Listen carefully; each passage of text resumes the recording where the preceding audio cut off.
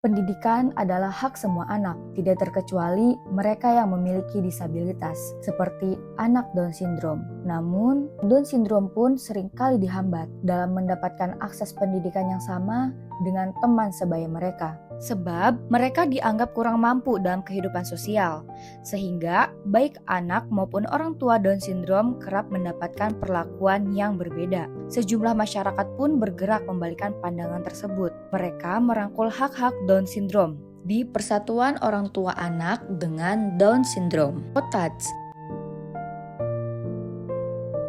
Down syndrome adalah kelainan genetik yang dibawa sejak lahir pada kromosom 21 yang menyebabkan penyandangnya memiliki keterlambatan pertumbuhan fisik dan mental, dan biasanya diikuti sejumlah ciri fisik yang khas. Berdasarkan data dari WHO pada 2020, ditemukan sekitar 3.000 hingga 5.000 anak lahir dengan kondisi Down syndrome setiap tahunnya. POTADS pun hadir menjadi sebuah yayasan yang merangkul orang tua dengan buah hati yang Down syndrome. Mereka bisa saling bercerita atau bertukar pandangan mengenai tumbuh kembang anak dan juga mensosialisasikan isu mengenai Down syndrome. Nama saya Rifki, orang tua dari Zuraida.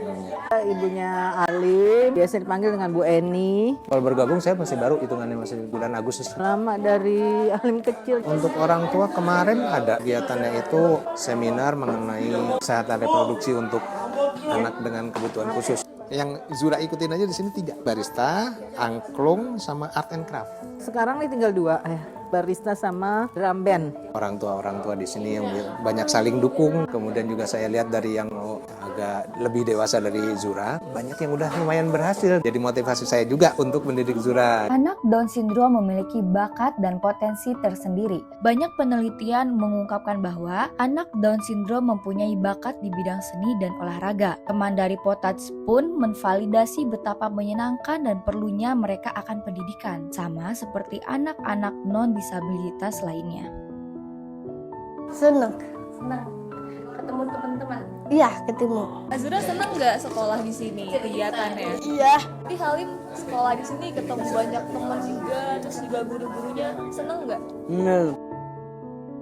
Aku suka karate dan piano. Minuman.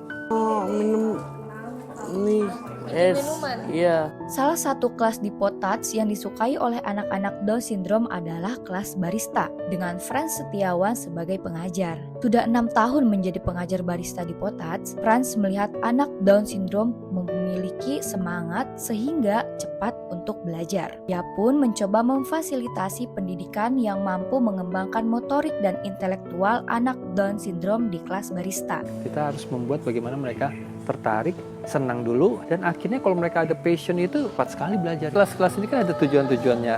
Barista berarti dia untuk melatih kognitif. Anak Down syndrome juga dikenal sebagai peniru yang hebat, sehingga sejumlah anak Down syndrome kerap berprestasi di bidang olahraga. Syafri Andi Redman sebagai pelatih karate di POTADS pun menyadari dan memaksimalkan kemampuan Down syndrome ini. Kalau udah menunjukkan yang benar ya udah.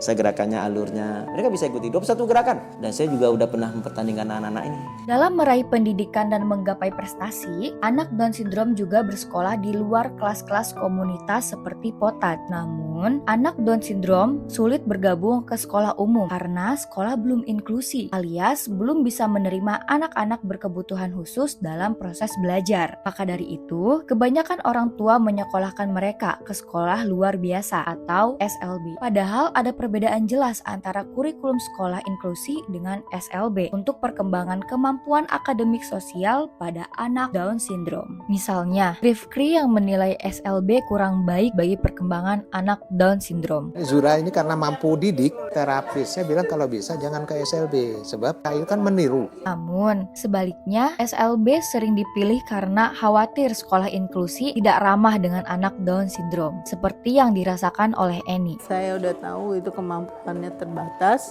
Anggap kita anaknya aneh, anak itu selalu kalau dibawa itu ada yang lihat pakai kereta apa gitu. Padahal Eni sempat berencana memasukkan anaknya ke sekolah inklusi. Namun waktu itu Eni kesulitan mencari sekolah inklusi. Dulu kan belum ada inklusi waktu dia mulai sekolah ya. Belakangan saya mikir kenapa harus pindah ke inklusi, sementara dia bisa berprestasi di sini.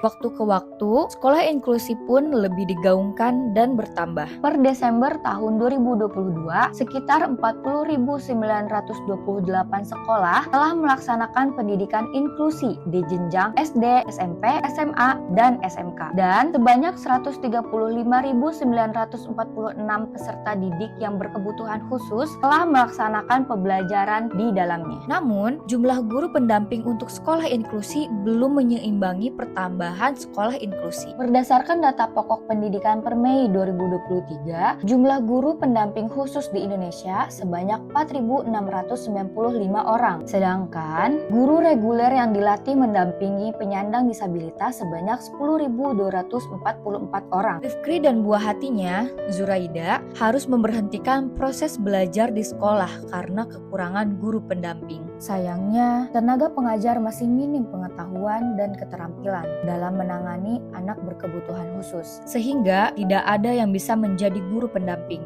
untuk mendampingi Zuraida. Ada satu pembinanya, begitu dia nggak ada, gurunya nggak berani lanjutin. Beberapa daerah di Indonesia belum menjadikan program sekolah inklusi sebagai suatu prioritas. Dukungan dari pemerintah dan regulasi tingkat daerah masih kurang memadai dan belum menangani isu ini secara serius. Sebab masyarakat harus masih menanggung mahal biaya pendidikan sekolah inklusi. Salah satu yang membuat mahal adalah guru pendamping atau shadow teacher untuk disabilitas. Untuk mencari inklusi kesulitan. Seandainya ada inklusi, biayanya tinggi. Semuanya kan Down syndrome itu biasanya minta shadow teacher. Kesempatan pendidikan untuk anak-anak seperti Zura kalau nggak mampu-mampu banget ya jadi agak kesulitan. Biaya shadow teachernya itulah di angka 3 juta lah gitu. Undang-Undang Nomor 20 Tahun 2003 mengatur bahwa pendidikan diselenggarakan secara demokratis, berkeadilan, dan tidak diskriminatif. Anak-anak dengan Down syndrome patut diperlakukan layaknya anak-anak non-disabilitas, tidak kurang dan tidak lebih. Mereka bisa berkarya dan berprestasi dengan potensinya masing-masing. Hal itu membutuhkan lingkungan yang mendukung tanpa adanya diskriminasi. Adanya yayasan seperti Potat yang menyediakan wadah khusus anak-anak dengan Down syndrome diharapkan mampu menciptakan lingkungan yang lebih inklusif di Indonesia.